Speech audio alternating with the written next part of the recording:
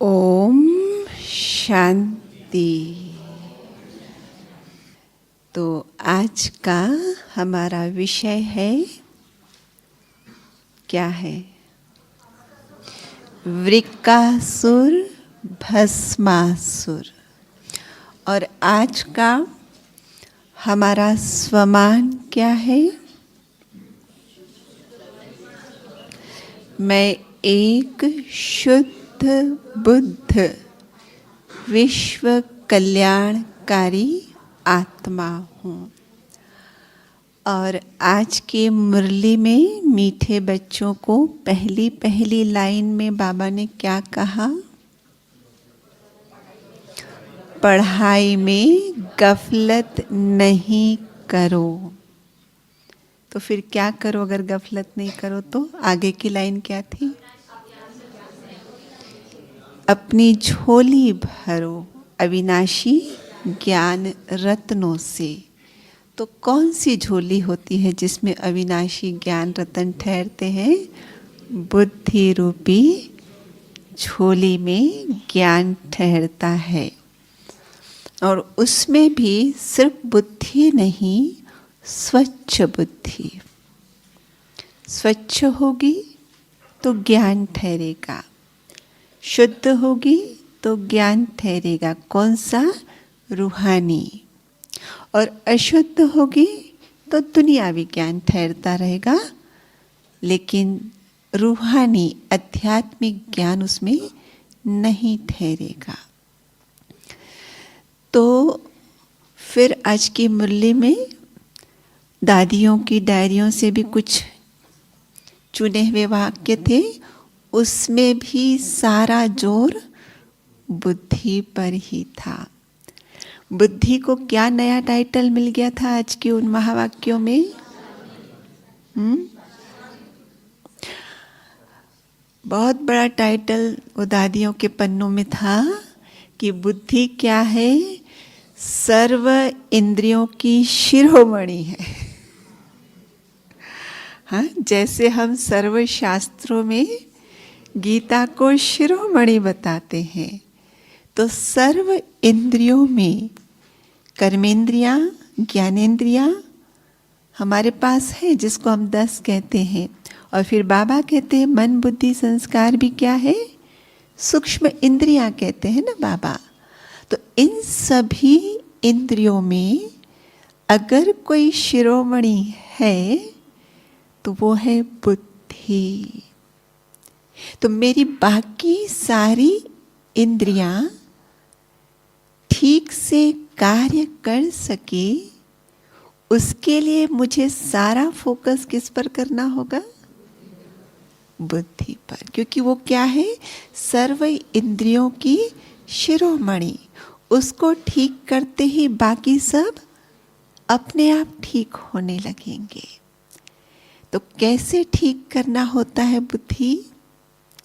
तो हम इस वृकासुर भस्मासुर की कहानी से समझेंगे। वृकासुर भस्मासुर एक ही हस्ती का नाम है। वर पाने के बाद वो भस्मासुर बना है, पहले वो था वृकासुर। और वृकासुर का मतलब क्या होता है? ये 2 शब्द संधि विच्छेद करते हैं ना हम कभी भी। तो वृकासुर का संधि विच्छेद करेंगे तो 2 शब्द कौन से मिलेंगे? वृक प्लस असुर, है ना।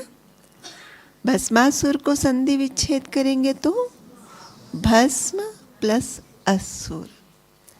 और असुर माना क्या? असुर माना क्या? मुरलियों के हिसाब से बताओ। बाबा क्या कहते हैं? तुम सतयुग में कौन सी बुद्धि थी? दैवी। संगम में ईश्वरीय बुद्धि श्रेष्ठ।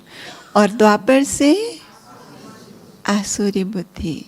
तो शास्त्रों में कहानियां किसकी है? द्वापर से जो चले आए और फिर आके हम संगम पे पहुंचे, क्योंकि वहां पर श्रेष्ठ बुद्धि थी हमारी। फिर हमारी आसुरी हो गई, फिर बाबा आए, अब दोनों का झगड़ा चल रहा है। पहले तो दोनों थी नहीं ना। उस सतयुग से लेके त्रेता तक एक ही प्रकार की बुद्धि थी, फिर द्वापर से कलयुग में एक दूसरे प्रकार की मायावी बुद्धि एक प्रकार की थी। लेकिन जब बाबा के ज्ञान में आ गए तब ये दोनों काम कर रहे हैं ना, हमारे दोनों काम कर रही है। तो वृक्क माना, वृक्क का अर्थ होता है, वैसे अगर डिक्शनरी में आप देखने जाएंगे वृक्क का अर्थ तो भेड़िया भी आता है। और भेड़िए की कहानियां तो बचपन में बहुत सुनी है कि भेड़िए की अक्लमंदी कौन सी होती है। अक्लमंद प्राणी कहा गया है उसको, लेकिन कैसी अक्ल है उसकी? अपने स्वार्थ के लिए दूसरे का सर्वनाश करना, ये उसकी बुद्धि है। और बहुत सारी कहानियां बचपन में बच्चों को सिखाई जाती है, जिसके द्वारा मोरल सिखाए जाते हैं कि हमें दूसरों का सर्वनाश करने वाली बुद्धि नहीं बनानी चाहिए अपनी। तो वृक्क तो बुद्धि माना ही, फिर बाबा के ज्ञान में आए तो पता चला मन क्या होता है, बुद्धि क्या होती है, संस्कार क्या होता है। पहले पता था? कभी पहले सोचते भी नहीं थे कि आज मुझे ये संकल्प आया।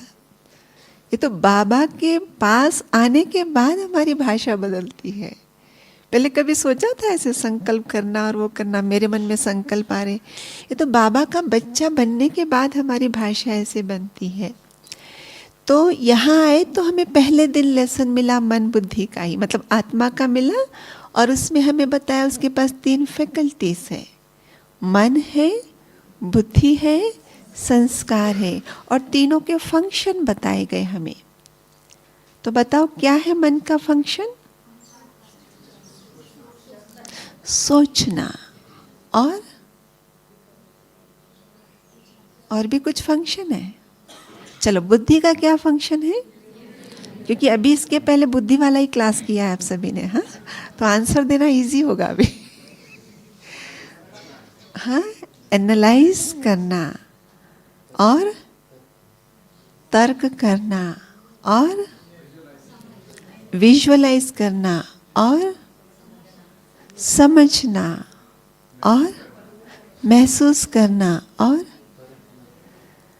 परखना, और परखेंगे तो फिर डिसीजन भी देंगे। तो मन क्या करता है? सोचता भी है और ऑप्शंस भी क्रिएट करता है। देखो, मन में कभी कोई बात हुई, समझो मेरे जीवन में कोई सिचुएशन आई, मैंने बचपन से लेके आज दिन तक चाय नहीं पी। अभी मैं किसी गैदरिंग में हूँ, सब लोग चाय पी रहे हैं, मुझे भी ऑफर किया जा रहा है, लेकिन मैंने आज दिन तक चाय नहीं पी। तो सीधे से हाँ निकलेगा? अंदर में क्या होगा? पियो कि नहीं पियो, पियो नहीं पियो। तो मन ने क्या किया? ऑप्शन क्रिएट किया। ये पूछ रहा है, किसको पूछ रहा है? बुद्धि को पूछ रहा है। आज दिन तक तो नहीं पिया, अभी ऑफर आया है, मैं तो नहीं कह रहा हूं, सामने से जोर भरा जा रहा है, तो क्या करना चाहिए? तो बुद्धि क्या कर रही है? ये जो 2 ऑप्शन रखे गए हैं उसमें से किसी एक को सिलेक्ट करेगी वो। तो बुद्धि का काम है टू चूज, टू सिलेक्ट। हम कई बार एग्जाम्स देते हैं, वो ऑब्जेक्टिव टाइप क्वेश्चंस होते हैं कि आपको दिमाग सिर्फ चूज करने के लिए चलाना है। ऑप्शन क्वेश्चन के आंसर के रूप में ऑप्शंस आपको दिए गए हैं, आपको सिर्फ सिलेक्शन का काम करना है। और वो सिलेक्शन किस आधार से करेंगे? बुद्धि में जो ज्ञान भरा हुआ है उस आधार से आप सिलेक्शन करेंगे। तो ऐसे ही वृक्क का अर्थ होता है, एक तो बताया भेड़िया जिसकी अक्लमंदी कैसी है वो बताया, फिर वृक्क शब्द का भी संधि विच्छेद अगर करेंगे तो एक शब्द मिलेगा वृ और दूसरा मिलेगा क। तो वृ शब्द का अर्थ है, उस अक्षर का अर्थ है टू अंडरस्टैंड, अंडरस्टैंड करना, सेलेक्ट करना, चूज करना, उस वृ अक्षर का एक मीनिंग है। और क शब्द का हैप्पीनेस, कि मैं दुनिया में उस ज्ञान को समझ पाऊं कि वो मेरे जीवन में हैप्पीनेस लेकर आए। और एक दूसरा शब्द वृ का दूसरा अर्थ होता है आवरण, पर्दा, कि कुछ एक बातें हैं जिसने मेरे जीवन के सच्चे आनंद को ढक के रखा है, और इस कारण से वो आनंद, वो खुशी मैं अनुभव नहीं कर पा रहा हूं और उसकी तलाश में हूं कि ऐसी कौन सी बात हमें समझ में आ जाए तो मेरे भीतर में छुपा हुआ आनंद, उसको मैं अनुभव कर सकूं, बाहर में उसको तलाशने की मुझे आवश्यकता नहीं पड़े। तो वृक्क प्लस असुर, और असुर का मतलब क्या होता है? सुर का मतलब क्या होता है? सुर माना, जब हम कहते हैं देवासुर संग्राम हुआ तो क्या कहते हैं? सुर और असुरों का संग्राम हुआ। तो सुर माना कौन? देव। और देव माना क्या? बुद्धि डिवाइन है, दिव्य है। तो इसका अपोजिट अगर कर ले, असुर माना क्या? जिसकी बुद्धि डिवाइन नहीं है, जिसमें डिविनिटी नहीं है, जिसमें दिव्यता नहीं है। अर्थात वृकासुर एक इंसान ही है, कोई ऐसे बड़े बड़े सींग वाला, बड़ी बड़ी मूछे, काला काला रंग, भयानक, ऐसे कोई असुर नहीं होते हैं। अंतर सुर और असुर में क्या अंतर है? सुर बाबा कहते हैं ना कि देवता भी क्या देखा जाए तो एक तरीके से मनुष्य ही है, 2 हाथ 2 पैर जैसे मनुष्यों को है, वैसे ही देवी देवताओं को भी है। पर क्यों उनको मनुष्य न कहकर हम देवी देवता कह रहे? क्योंकि उनके पास दिव्यता है, और उस दिव्यता से वो दिव्य मनुष्य, और दिव्य मनुष्य को कह दिया देवता। ऐसे ही असुर माना जो उसका अपोजिट है, परंतु है तो मनुष्य ही ना, है तो वो मनुष्य ही। तो वो जो वृकासुर की कहानी है कि उसको एक बार नारद जी मिल गए। समझ में आया? नारद जी मिले तो उसके मन में प्रश्न था, उसको देखा, पूछा जो 3 देव है ना, ब्रह्मा विष्णु महेश, इनमें से जल्दी कौन प्रसन्न होता है? किसकी आराधना करने से कौन इनमें से जल्दी प्रसन्न होगा और वर प्रदान करेगा? तो नारद जी ने कहा, क्योंकि भक्ति में तो शिव और शंकर मिला दिया है ना, तो उन्होंने कहा शिव बहुत जल्दी प्रसन्न होते हैं और वो बहुत जल्दी प्रसन्न होके वर भी देते हैं। और फिर बताते हैं कि नारद जी से ये बात जानकर उसने अपनी आराधना आरंभ की, गया केदारनाथ, सामने अग्नि कुंड बनाया, क्योंकि अग्नि को शिव का मुख माना जाता है, ऐसे उसमें कहानी में बताते हैं। और तपस्या करने लगा, और उस तपस्या के दौरान मांस के टुकड़े भी निकाल निकाल के डाल रहा है। 6 दिन बीत गए हैं, 7वां दिन आ गया है, क्योंकि नारद जी ने कहा था ये जल्दी प्रसन्न होने वाले देव हैं, पर ये तो अभी 7वां दिन हो गया, अभी तक प्रसन्न नहीं हुए, तो गला काटने वाला था। कि इतने में शिव जी आ गए और जो उसने हवन कुंड में अग्नि में मांस के टुकड़े भी डाले थे वो उसके वापस वो पूर्ण बन गया और कहा बोलो क्या वर चाहिए। तो कहा मैं जिसके ऊपर भी हाथ रखूं वो भस्म हो जाए। और जब सामने से ऑफर किया है तो बोल तो नहीं सकते नहीं, थोड़ा सा रुकिए जरूर, मतलब कहानी ऐसे आती है। और फिर तथास्तु बोल दिया और जैसे ही तथास्तु बोला इस वृकासुर को, मतलब जिसकी बुद्धि दिव्य नहीं है, उसको आता है कि इस वर का एविडेंस यहीं पे ले लेते हैं, प्रूफ मिल जाना चाहिए ना कि वर ठीक है या नहीं, तो देने वाले के ऊपर ही हाथ रख दें तो एविडेंस मिल जाएगा कि सचमुच ये वर काम करने वाला है। और फिर इस लक्ष्य से उसने हाथ बढ़ाया शिव जी के सिर पर रखने के लिए और शिव जी भागे भागे भागे और ऐसा भागे हैं कि बहुत दूर दूर तक गए हैं, परंतु न शिव जी इसको पकड़ में आ रहे और न शिव जी का भागना बंद हो रहा है, मतलब दौड़ना चालू है। और तब कहीं क्षितिज माना जहां हमको लगता है कि धरती खत्म हो रही, उसके दूसरे कोने पे जाके छिपे। और तब फिर देखते हैं, क्योंकि ये तो दौड़ ही रहा है, वो थोड़ा आगे है, शिव जी आगे ये पीछे है और दोनों दौड़े जा रहे हैं।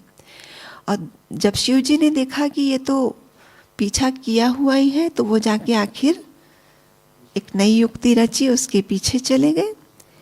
और इधर से, क्योंकि अभी दूरी है उसकी, इधर से कहते हैं विष्णु जी बटुक के रूप में ब्रह्मचारी छोटा, जैसे वामन अवतार में बताया, ये वामन अवतार नहीं था पर ऐसे बताते हैं, छोटा ब्रह्मचारी के रूप में उसके सामने आया और कम्युनिकेशन स्किल के साथ उसको कन्विंस किया।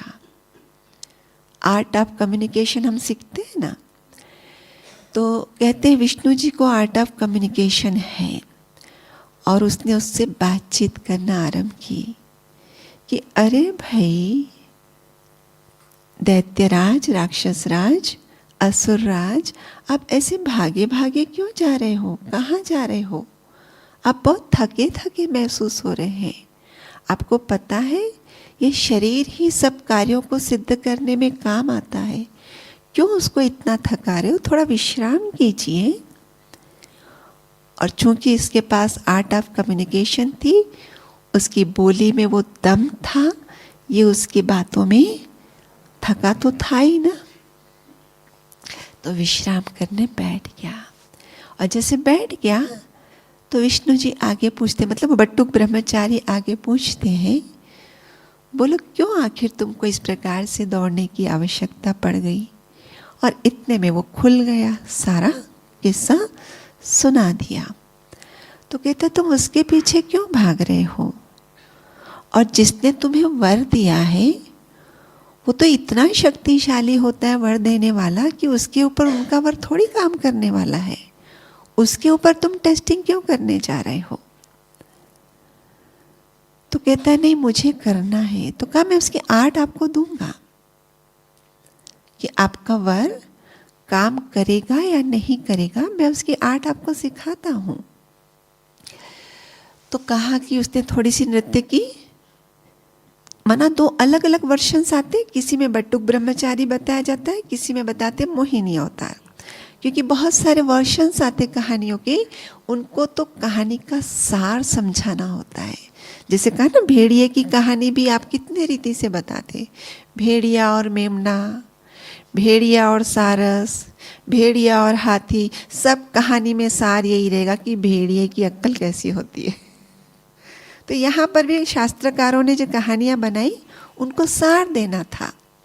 तो किसी में बटुक ब्रह्मचारी बता दिया, किसी में मोहिनी अवतार बता दिया, और मतलब उसको अपने मोह पाश में बांधने की बात बताई कि वहाँ से उसका अट्रैक्शन जो था उसको कट कर दिया। तो यहाँ पर उसको बताता है वो बटुक ब्रह्मचारी कि इसके लिए है ना, आप उसके ऊपर हाथ रखने की जरूरत नहीं है। इसके लिए तो आपको अपने ऊपर ही हाथ रखना पड़ेगा ना कि ठीक काम कर रहा है या नहीं काम कर रहा है। चूंकि जब व्यक्ति थका हुआ रहता है, और जैसे ही कहा कि वृ शब्द का आवरण भी था, तो बुद्धि पे आवरण भी आ जाता है। लॉजिकल माइंड जो होता है, आप देखो जब बहुत थके होते हो उस समय किसी से कोई लॉजिकल बात पूछो, मेरा दिमाग काम नहीं कर रहा, अभी मत पूछो, मुझे नींद आ रही है। दुनिया को इतनी सलाह देते हो, मेरे को नहीं देते हो आप। अरे भाई मैं अभी बहुत थकी हूं। लेकिन दूसरे दिन कोई दूसरा आ गया, उसने सलाह पूछी, बुद्धिमानी क्यों, देखो उसको आप फटाफट सलाह देते हो। अरे मैं रात को थकी थी, उस समय दिमाग काम नहीं करता है। तो वो भी थका था, विश्राम करने के लिए दिया, बहुत अच्छी अच्छी बातों से उसको कन्विंस कर रहा है, तो उसका लॉजिकल माइंड ने काम करना बंद कर दिया। और इसने जैसे, क्योंकि उसने तो देखा नहीं मेरा हितैषी है, मुझे बिठाया है, मेरी प्रॉब्लम को समझा है, तो कहाँ उसको डाउट आएगा कि ये मेरे को ही भस्म करने जा रहा है। तो उसने कहा इसकी तो चेकिंग आपको अपने ऊपर ही हाथ रखने से करनी पड़ेगी। और अपने ऊपर हाथ रखा उसने और वो भस्म हुआ। और जब वर मांगा है तब नाम उसका भस्मासुर, क्योंकि वर क्या मांगा, जब मैं किसी पर हाथ रखूं, तो उसने तथास्तु कहा और शिव जी ने कहा ठीक है, आज से तुम वृकासुर नहीं, आज से तुम भस्मासुर। ये कहानी है। इसका मोरल हम ये भी निकाल सकते हैं, जो दूसरों का बिगाड़ने जाता है उसका खुद का बिगड़ जाता है। लेकिन अब जब एग्जाम पास में आ रही हो, वर्षों से ज्ञान में चल रहे हैं, थोड़ा सा गहराई में उतरना होगा ना, और गहराई में उतरना होगा। ये हमारे तपस्या की बात है। क्या तपस्या की बात है कि हमने क्या चाहा कि हम जब, मानव वृकासुर ने क्या चाहा कि जब मैं किसी पर हाथ रखूं तो वो भस्म हो जाए। और भस्म का अर्थ क्या है, यहाँ पे थोड़ा समझना पड़ेगा। जब किसी चीज को, पहले ही बताया ना, बुद्धि का इसका कनेक्शन व्री शब्द का है ना, तो जब किसी चीज को एनालाइज करना होता है, अंडरस्टैंड करना होता है, समझना होता है, वो चीज आपको लेनी पड़ेगी या नहीं लेनी पड़ेगी। समझो मुझे रसगुल्ला दिया गया है और कहा ये बताओ तो सही ये किससे बना हुआ है। रसगुल्ला जिसने पहले भी खाया हुआ है, लेकिन ये बहन जी ये थोड़ा सा ना अलग लग रहा है, आप बनाते हो ना वो थोड़ा अलग होता है, जरा दिखाओ। मुंह में डाला, हाँ इसमें नहीं, इनकी शक्कर की मात्रा, इनके नमक की मात्रा, इनके इसकी मात्रा थोड़ा थोड़ा डिफरेंट है। एनालाइज किया ना तुमने, क्या किया। और रसगुल्ला तो एक पूरा था, लेकिन आपने उसके टुकड़े कर दिए अभी। इसमें नमक थोड़ा ज़्यादा है, शक्कर थोड़ा कम है, घी थोड़ा ये है वो, व्हाटएवर। समझ में आ रहा है कि किसी चीज को जब एनालाइज करना होगा तो उसको पृथक पृथक करना पड़ेगा, अलग अलग करना पड़ेगा, टुकड़े टुकड़े करना पड़ेगा। यहाँ पे वो भस्म नहीं है कि जो खत्म हो जाए। समझ में आ रही बात, टुकड़े टुकड़े, हिज्जे हिज्जे, हिस्से हिस्से।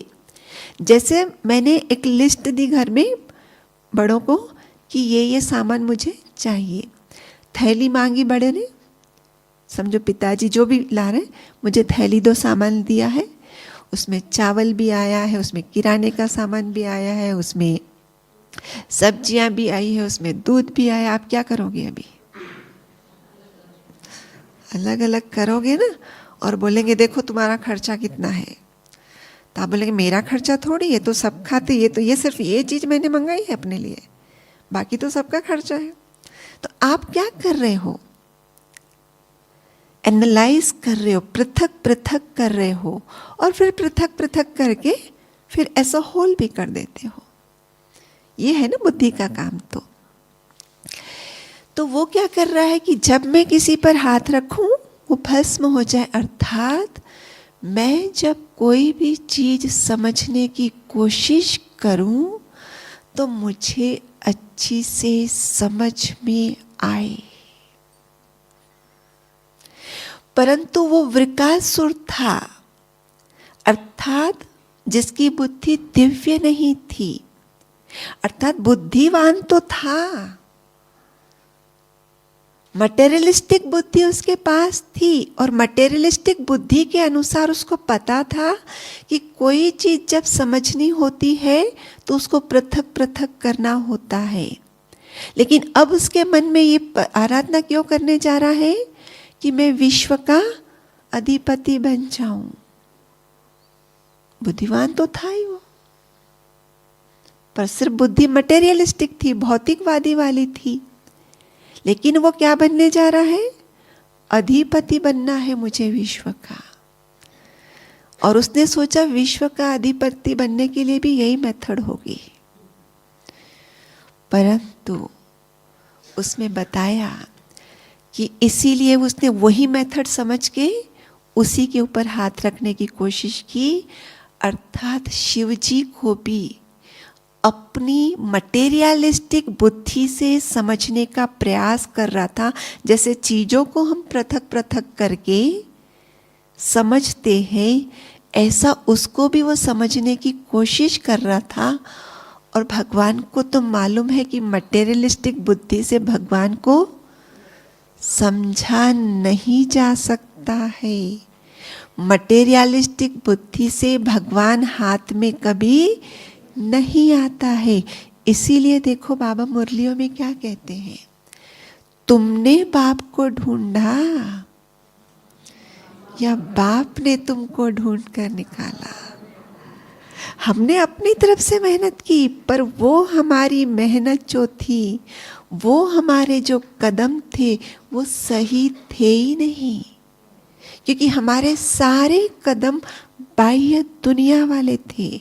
बाह्य रीति से उपवास कर रहे हैं, बाह्य रीति से जप कर रहे हैं, बाह्य रीति से वो हठासन कर रहे हैं, और वो तो अंदर की बात है। शरीर से थोड़ी भगवान मिलना है, भगवान शरीर को थोड़ी मिलेगा, आत्मा को मिलेगा शरीर।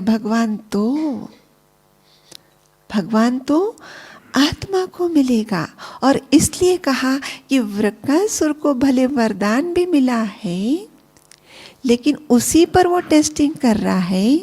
तो अभी तुम आत्मा ही नहीं बने हो, परमात्मा को समझोगे कैसा? तो भगवान को क्या जरूरत पड़ी भागने की? एक वो असुर के कारण भागते बैठेगा क्या? सोचने की बात है, इतना सर्वशक्तिवान एक असुर के कारण भागता रहेगा। पर बात यह है कि भगवान आपकी पकड़ में नहीं आएगा। और फिर इसमें हम दौड़ते रहे, और हमारे रास्ते में वो बटुक ब्रह्मचारी आ गया। समझ में आ रही? आ गई ना ब्राह्मणियां, ब्रह्मा कुमारियां सबके जीवन में, तभी तो आए ना आप लोग यहाँ पे। ये सब बहनें जो यहाँ बैठी हैं, ये आप सबके जीवन में आई या नहीं आई? और इन बहनों के जीवन में इनके बड़े आए, ऐसे ही हुआ ना। तो जीवन में फिर बटुक आ जाता है, ब्रह्मचारी आता है, और वो कहता है बाहर हाथ माना, बाहर की दुनिया में मन बुद्धि को टिकाते रहोगे, कभी सुख हाथ नहीं आएगा, न भगवान हाथ आएगा। तुम्हें सुख चाहिए, सुख मिलेगा, परंतु ये मेथड से नहीं। मेथड होगी हाथ तुम्हारा बाहर जा रहा है, इस हाथ को टर्न करके अंदर लेके जाओ। जो हमने पहले दिन ही बताया था कि मन के मौन में करना क्या है। ये 3-4 दिन जो तपस्या के लिए मिले हैं, क्या करना है। ये जो 1-1 घंटे का योग बिना कमेंट्री के आपको ऐसे ही छोड़ दिया कि एकांत में आप तपस्या करो, किस लिए? सिर्फ बाहर से सुनते रहेंगे, उससे नहीं। जो सुना अब अंदर उतरो। तो उस बटुक ने यही कहा, मैं तुम्हें आर्ट सिखाता हूँ, अपने ऊपर हाथ रखो। तो कहा जैसे हाथ, क्योंकि वर क्या था, हाथ रखोगे भस्म हो जाओगे। अर्थात जैसे ही अंदर जाओगे, जो पहले दिन का ना मन बुद्धि सिर्फ इंद्रियों के गलियारे में खड़े होकर बाहर झांक रहा है। भगवान के बन जाने के बाद भी हमको लगता है सुख बाहर मिलेगा। जब तक भगवान के नहीं बने थे, चलो तब तक तो ठीक था कि अज्ञानता थी, लेकिन भगवान के बन जाने के बाद भी ये मन बुद्धि गलियारे छोड़ता ही नहीं बाहर के, बाहर ही झांकना है, नहीं होगा उससे। अंदर जब जाओगे तो जो ज्ञान सुना, तो वो ज्ञान अब अंदर में स्मरण में, लक्ष्य भी तो रखेंगे ना हम। तभी हम क्या कह रहे थे, हर दिन क्या आपको रिमाइंड करा रहे, जो ज्ञान सुन रहे हैं, फिर एकांत के क्षणों में बैठकर भीतर जाओ, अपने आप से बात करो। बाबा, क्योंकि ज्ञान भी जो टीचर्स स्पीकर्स आ रहे मुरली में से ही सुना रहे, सिर्फ सिंप्लीफाई करके दे रहे है तो बाबा का ही ज्ञान ना। और उसके आधार से देखो बाबा क्या कह रहा है और मैं क्या कर रहा हूं। और सचमुच अगर मुझे लक्ष्य क्या है, संपन्न बनना है, लक्ष्य क्या है, संपूर्ण बनना है, लक्ष्य क्या है, मुक्ति प्राप्त करना है, लक्ष्य क्या है, जीवन मुक्ति प्राप्त करना है। क्या है डेफिनेशन मुक्ति, जीवन मुक्ति की? क्या डेफिनेशन है मुक्ति की? जब हम कहते हैं मुक्ति पाना है, किस चीज से मुक्ति पाना है?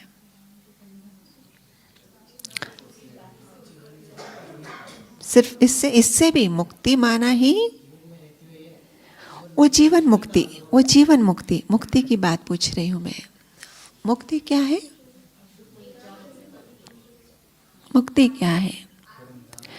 देखो हम परम धाम से जब आए थे, सिर्फ और सिर्फ आत्मा थे, सिर्फ और सिर्फ आत्मा थे। नीचे आके शरीर लिया, शरीर से क्रियाकलाप आरंभ किए और बाहर का डेटा अंदर डालते गए। एक एक इंद्रिय से डेटा ही तो कलेक्ट कर रहे हैं ना हम। आंखों से दृश्य कलेक्ट कर रहे, माना दृश्य में एक सुंदर सीन भी हो सकती है, मैंने फलाने को उसके साथ बात करते हुआ, वो भी हो सकता है। दृश्य माना यही होता है ना। दृश्य माना सिर्फ पहाड़ देखा उसको थोड़ी बोलते हैं। मैंने उन दोनों को देखा, वो अकेले में कुछ कुछ बोल रहे थे। सुनना माना सिर्फ टेप रिकॉर्ड से गाना बज रहा उसको नहीं, अनाउंसमेंटर नहीं, अरे वो लोग दो बात कर रहे थे ना, मैंने ये वाली बात सुन ली उसकी। समझ में आ रही बात? तो हम कलेक्ट करते गए और आत्मा के ऊपर लेयर्स लेयर्स लेयर्स चढ़ती गई। द्वापर में आए तो टोटली बाबा ने कहा कि तुम सतयुग और त्रेता में थे तो नेचुरल सोल कॉन्शियस थे, लेकिन द्वापर में आए तो वो सोल कॉन्शियस भी चली गई। तो सोल कॉन्शियस चली गई तो बॉडी कॉन्शियस के आधार से तो हमने, बाबा ने ये बता दिया ना, बॉडी कॉन्शियस है तो ही फिर अहम, तो ही फिर लोभ लालच, ये सब आते हैं। उन सब की लेयर्स हमारे ऊपर चढ़ी हुई है और जिस कारण से हम उसके आधार से अपनी आइडेंटिटी देते हैं। कौन हूं मैं? आज भी हम वो जो पहला लेसन तो हमने क्रॉस कर लिया कि जिसमें हम बताते मैं देह नहीं आत्मा हूँ। हाँ, हम जो भाई साहब आप बोलते मैं इंजीनियर हूँ, पर ये इंजीनियर कौन बना? इंजीनियर। लेकिन आज भी हमको कभी कभी क्या नशा होता है, कौन हूँ मैं 20 साल से बड़वा का बच्चा हूँ। कौन हूँ मैं सीनियर टीचर हूँ। समझ में आ रही बातें? तो मैं कौन हूँ? मैं तो आत्मा हूँ, मैं तो आत्मा हूँ। तो ये जो इसके ऊपर लेयर्स चढ़ी हैं, इनसे फ्री होना, इसको तो मुक्ति बोलते हैं। तो इनसे फ्री कैसे होंगे? जब अंदर जाएंगे, बाबा ने जो कहा और जो हमारे जीवन में है, दिल पर हाथ रखकर, क्या ये मेरे जीवन में होना चाहिए? अपने आप से बात करनी है। Self talk, self dialogue, self के साथ अपॉइंटमेंट एकांत में होगा। बातें इससे उससे हो रही, या गीत सुन रहे उससे नहीं हो रहा है। अपने आप से बातें करनी है। और जब ये बातें करेंगे तो अंदर से, तब कहा कि अभी भी हम क्या करते हैं, अंदर जाके भी सोचते ही रहते हैं बहुत। जो हमने पहले दिन भी कहा, अंतरात्मा की आवाज सुनना है। अंतरात्मा की अपनी प्रोसेसिंग ऑफ थिंकिंग को भी स्टॉप। वो जब दो दिखेंगे, अंतरात्मा बोलेगी ये ठीक नहीं है, इसको ड्रॉप कर दो। इस सब को जो पकड़ के बैठे हो, इसको ड्रॉप कर दो। और जैसे ही उसको ड्रॉप करेंगे, जैसे ही बादल छटे, सूर्य के दर्शन हो गए। अंतरात्मा। तो हम जो पहले लेसन में सिखाते हैं ना जिज्ञासियों को, कि देखो इंग्लिश में मनुष्य को कहते हैं ह्यूमन बीइंग, ह्यूमन डूइंग थोड़ी कहते हैं। लेकिन हम तो डूइंग होके चल रहे, बीइंग तो है नहीं। तो हम भी अंदर में जाके अभी भी सिर्फ डूइंग कर रहे। सोचना भी तो डूइंग है, सोचना भी तो डूइंग है। बीइंग में कब आएंगे? वो जब बादल छटेंगे तो बीइंग के दर्शन होंगे। वो बीइंग इतनी सुंदर, इतनी दिव्य, इतनी प्रकाशित, इतने सुंदर उसके वाइब्रेशन कि हम उसमें ही मंत्र मुक्त हो जाएंगे। और न सिर्फ मंत्र मुक्त हो जाएंगे, तब कहा जिसकी रचना इतनी सुंदर, उस पर ध्यान चला जाएगा, उसके साथ कनेक्ट होंगे। और अभी तो थोड़ी से बादल छटे हैं। परमानेंट एक होता है बादल गिर के बरस के खत्म होना, और एक होता है बादल सरक के रास्ता साफ होना। तो अभी सिर्फ क्या हो रहे हैं, बादल सरक रहे हैं। बादल सरकेंगे और वह दिव्य रूप आएगा, और उस दिव्य रूप माना ही उसकी दिव्यता वाली फ्रीक्वेंसी में हम आ गए।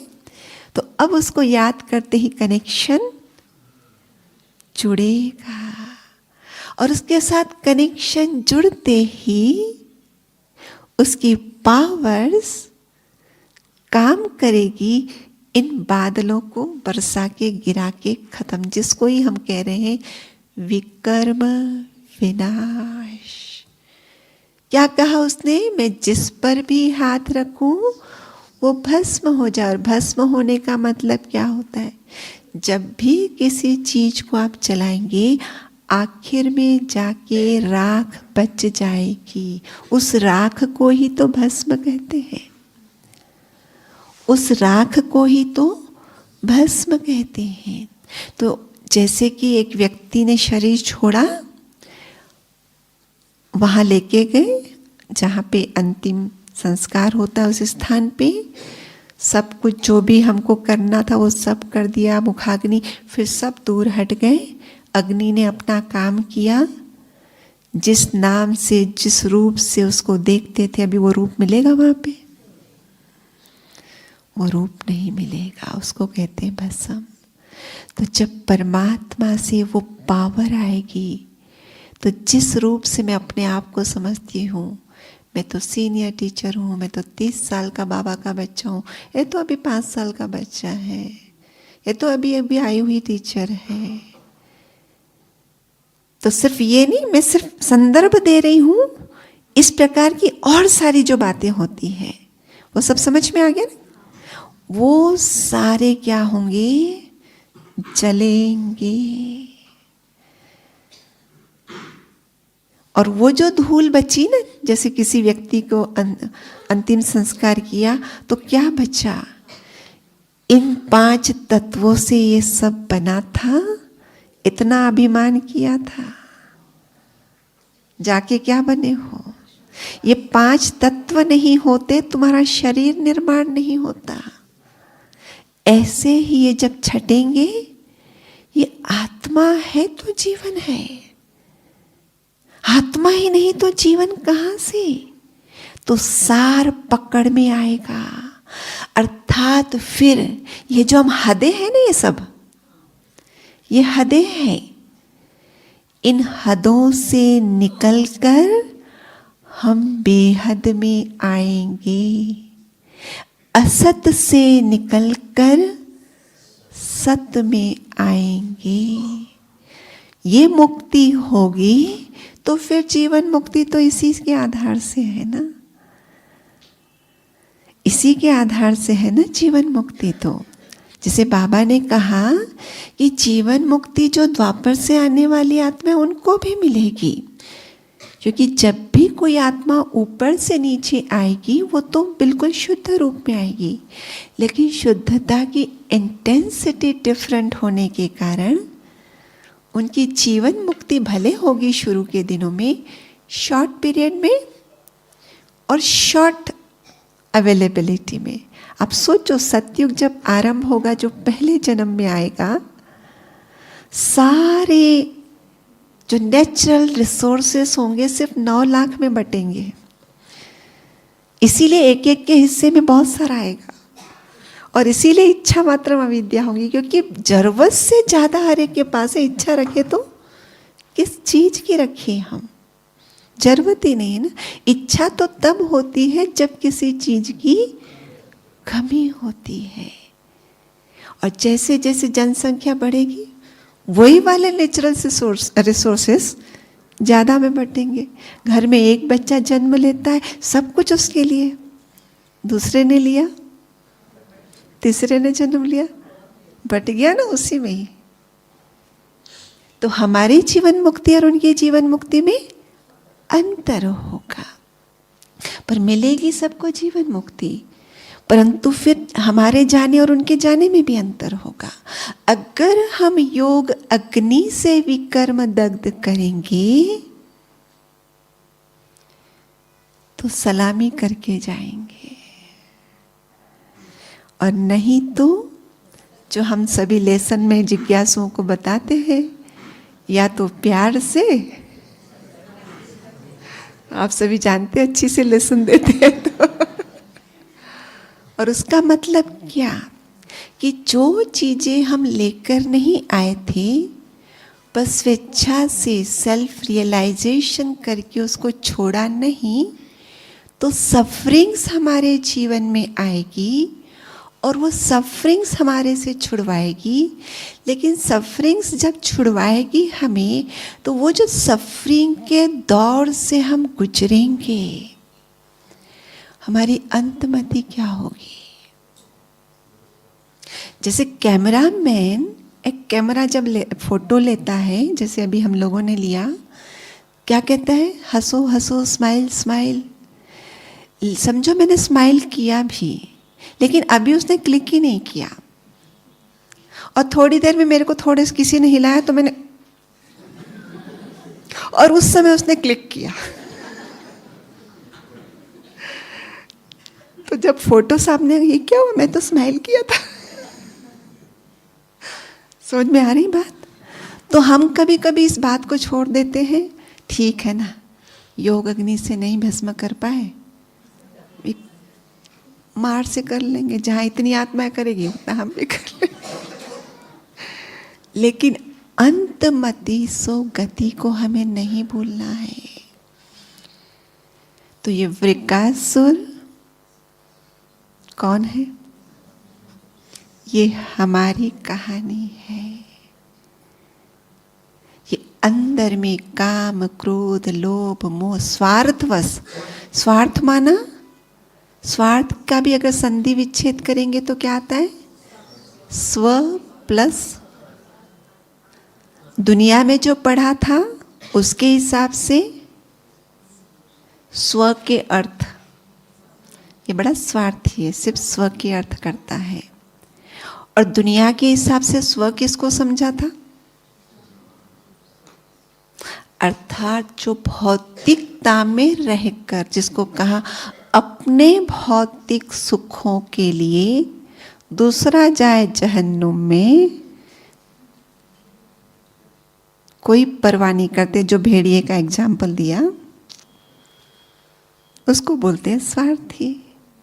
लेकिन अब तो हम ज्ञान मार्ग में आ गए हैं।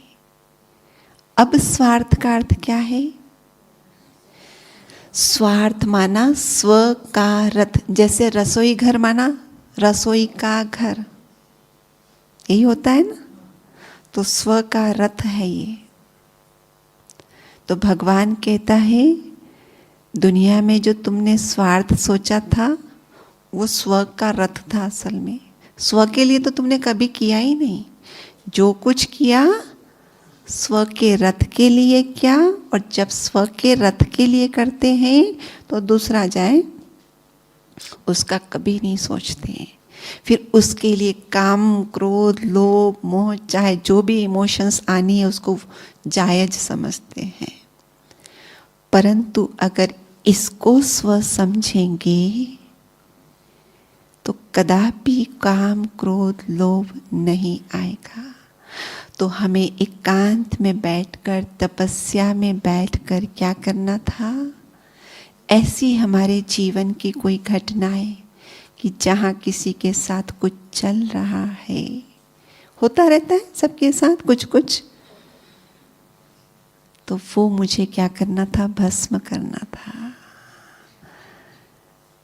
तब कहा कि भस्म जब होता है तो वो आत्मा सिर्फ रह जाएगी, ये सब भस्म हो जाएगा, रह जाएगी आत्मा।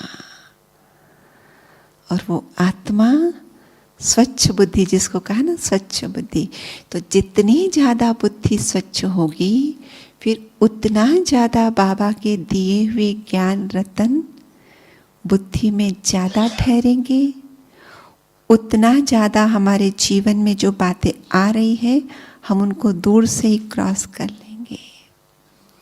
पहले तो अंदर आने देते थे, अभी अंदर भी आने नहीं देंगे। तो हम स्वच्छ रहेंगे और स्वच्छ बुद्धि रहकर जब हम दूसरों को रत्न बांटेंगे उसका प्रभाव पड़ेगा, उसकी सेवा होगी, उन सेवाओं की ब्लेसिंग्स मिलेंगी, उनकी दुआएं मिलेंगी। और उन दुआओं से, जैसे बाबा कहता है, दुआएं तो रॉकेट से भी तेज उड़ाकर लेकर जाती है और दिन दुनी रात चौगुनी हमारी तरक्की होगी।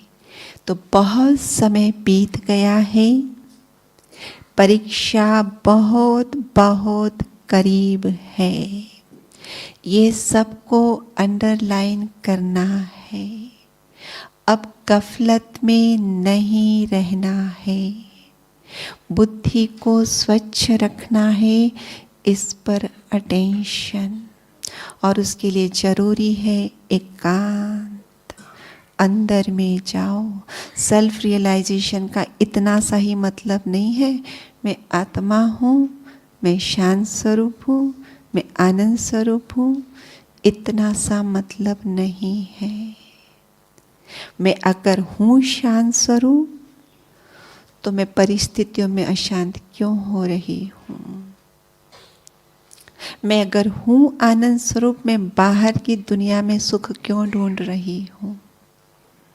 मैं अगर हूं प्रेम स्वरूप तो बाहर की दुनिया में इंटरेक्शन के समय वो प्रेम कहाँ गायब हो जाता है मेरा? तो मैं हूं जरूर, नो डाउट, पर उसके ऊपर बादल चढ़े हुए हैं, उसके ऊपर काली माँ चढ़ी हुई है। उसको साफ करना पड़ेगा, उसको गिराना पड़ेगा। एक लालटेन में तेल भी भरना होता है, बत्ती भी अच्छी डालनी होती है और कांच को भी साफ करना होता है। ये है सच्ची तपस्या। और इसीलिए आपको एकांत का समय दिया जा रहा था कि जिस एकांत में बैठकर वो लालटेन के कांच में जो कालीमा चढ़ी हुई है उसको थोड़ा थोड़ा साफ करते जाओ। तो आत्मा तो है ही, शुद्ध स्वरूप है ही, प्रेम स्वरूप है ही, पर बाहर क्यों नहीं आ रहा है? वो काली माँ उसको बाहर आने नहीं दे रही है। तो वृकासुर बना भस्मासुर, हाथ ऐसा नहीं, हाथ ऐसा। बाहर की दुनिया में नहीं, अंदर की दुनिया में प्रवेश करेंगे तब खुद को भी प्राप्त कर सकोगे। और जब खुद को पाओगे तो खुदा को पाओगे, और जब खुदा को पाओगे तो खुदा की पावर्स मिलेगी। खुदा की पावर्स मिलेगी तो अंतर आत्मा के ऊपर जो कालिमा चढ़ी है वो साफ होगी। मुक्ति, जीवन मुक्ति का अनुभव इसी संगम युग में हम स्वयं करेंगे और अपने जीवन से दूसरों को अनुभव कराते चलेंगे। ओम शांति।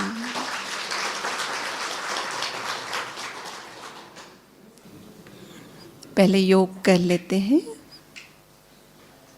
ओम शांति। ओम शांति।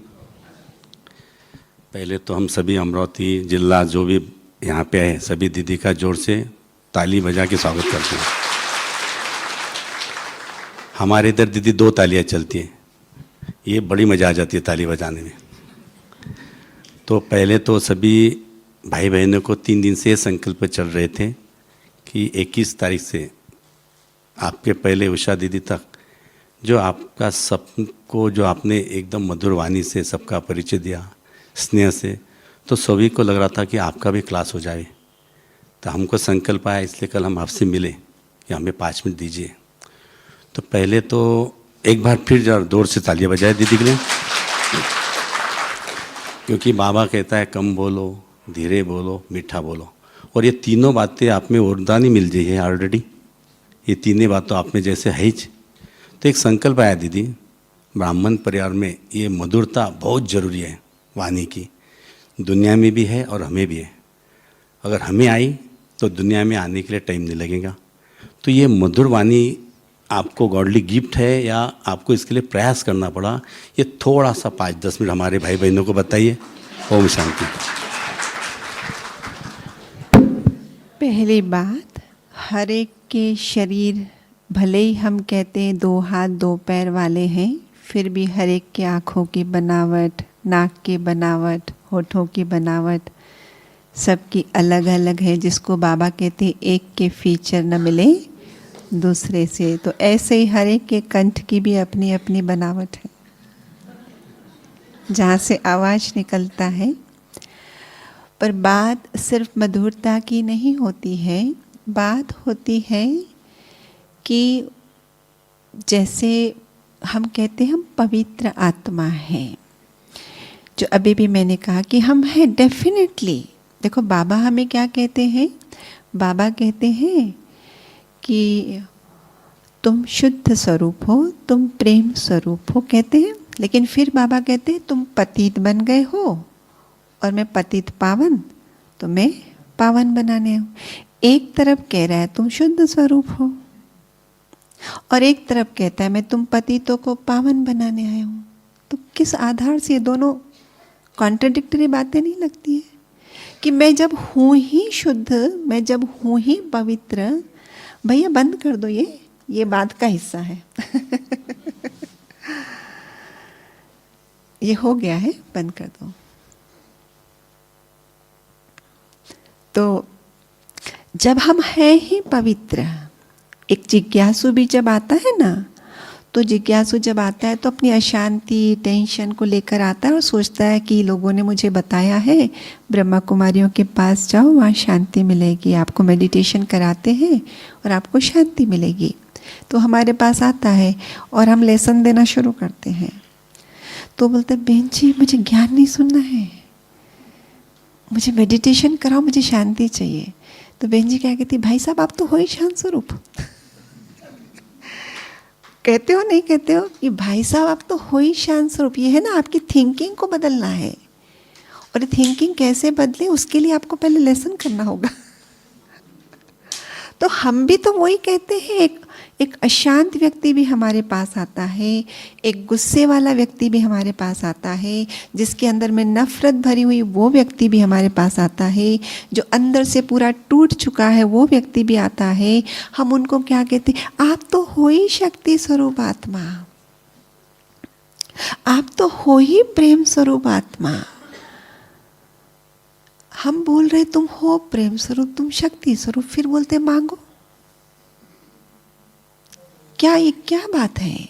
तो बात ये है कि मैं सचमुच आज भी इस कलयुग के अंत तक, जहां बाबा कहते आत्मा पतित हो गई है, आत्मा प्योर है, पतित है उसके चारों ओर का आवरण।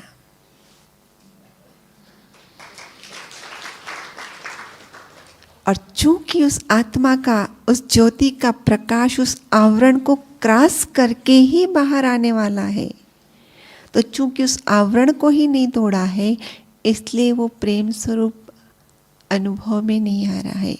और इसीलिए हम इस बात पर जोर डाल रहे हैं, एकांत में बैठो, सफाई करो, वरना कमेंट्री बहुत अच्छी चली, मैं आत्मा शांत स्वरूप हूँ, मुझसे शांति की किरणें निकल रही है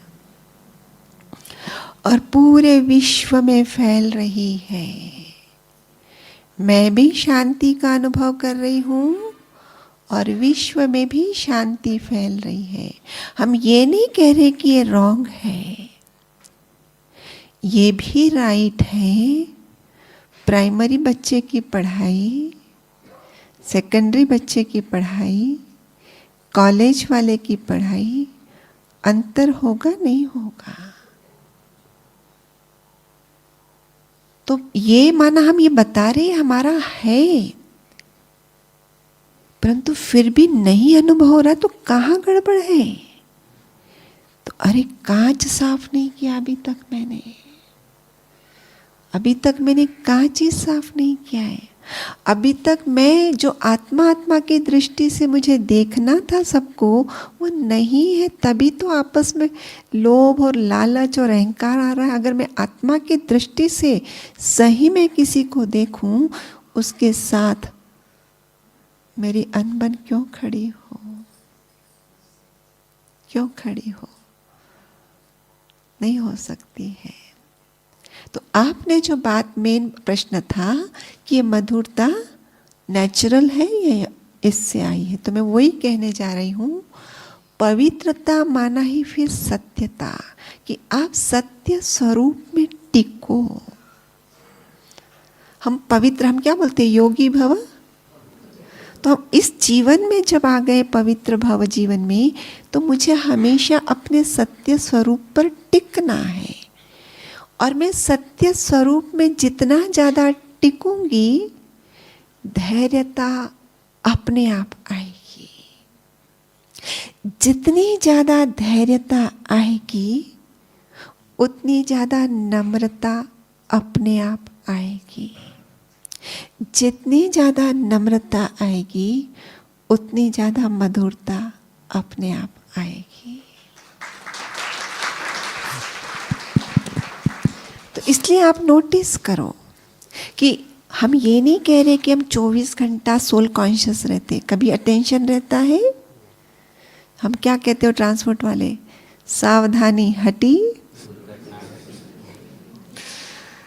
तो बाबा को भी कई बच्चे कहते, बाबा हमने अच्छे अच्छे महारथियों को भी देखा है गुस्सा करते हुए। तो बाबा क्या जवाब देते हैं, जिस घड़ी आपने महारथी को गुस्सा करते हुए देखा उस घड़ी वो महारथी है ही नहीं। रथी माना क्या, रथ में जो सवार है।